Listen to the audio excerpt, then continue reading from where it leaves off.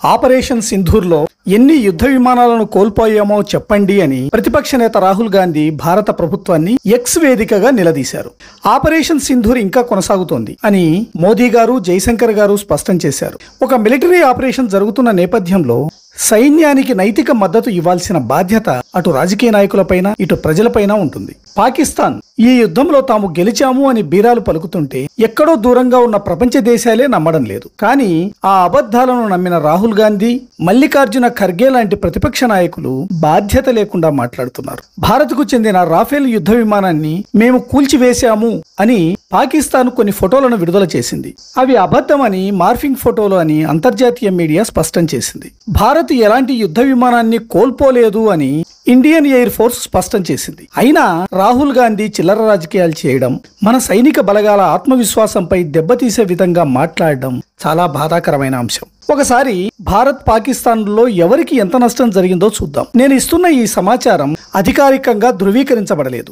అత్యంత విశ్వసనీయంగా అందిన సమాచారం మాత్రమే మీకు అందిస్తున్నాను. అయితే పాకిస్తాన్ వైపు నుండి అధికారికంగా ప్రకటించిన సమాచారం ప్రకారం భారత వైమానిక దళానికి చెందిన 5 యుద్ధ విమానాలను కూల్చేసినట్లు పాకిస్తాన్ ప్రకటించింది. ఇందులో 3 రాఫెల్ విమానాలు, ఒక సుఖాయ్ 30 విమానము, ఒక MiG-29 ఉన్నాయి అని పాకిస్తాన్ ప్రకటించింది. అయితే ఇండియన్ ఎయిర్ ఫోర్స్ మాత్రం భారత్ ఒక్క విమానాన్ని కూడా కోల్పోలేదని స్పష్టం చేసింది.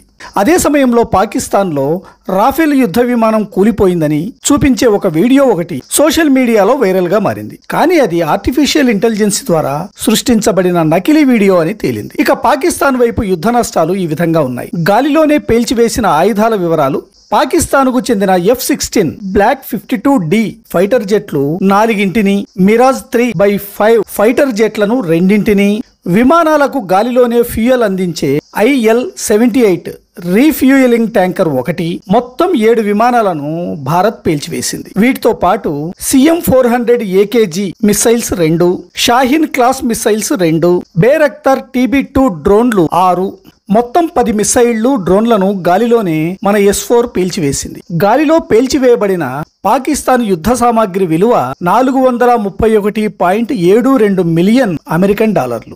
ఇవి కాక భూమిపైన పేల్చివేసినవి F-16 బ్లాక్ 52D జెట్ ఫైటర్లు 4. ఇవి అమెరికా తయారీ యుద్ధ విమానాలు. C-13H హెర్క్యులస్ రక్షణ కార్గో విమానం 1. ఇది అమెరికా తయారు చేసిన విమానం. SAAB 2000 ERI AEW&C రాడార్ వ్యవస్థ ఉన్న స్వీడన్ తయారీ విమానం. HQ-9 SAM battery 1. ఇది రష్యా తయారు చేసిన S-300 రక్షణ వ్యవస్థను కాపీ కొట్టి చైనా రూపొందించిన రక్షణ వ్యవస్థ. Mobile command centres 2.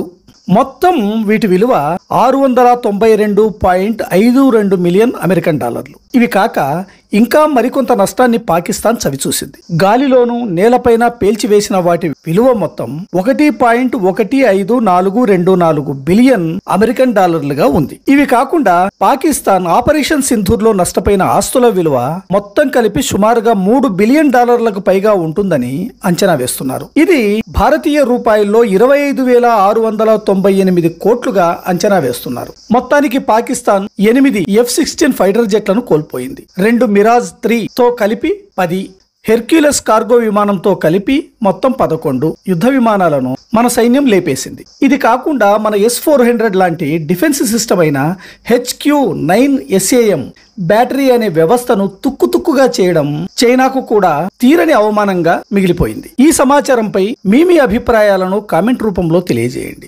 ఈ వీడియో నచ్చినట్లయితే తప్పకుండా లైక్ చేయండి, మీ మిత్రులకు షేర్ చేయండి. మన ఛానల్ను ఇప్పటికీ సబ్స్క్రైబ్ చేసుకోకపోయి ఉంటే తప్పకుండా సబ్స్క్రైబ్ చేయండి. జై హింద్.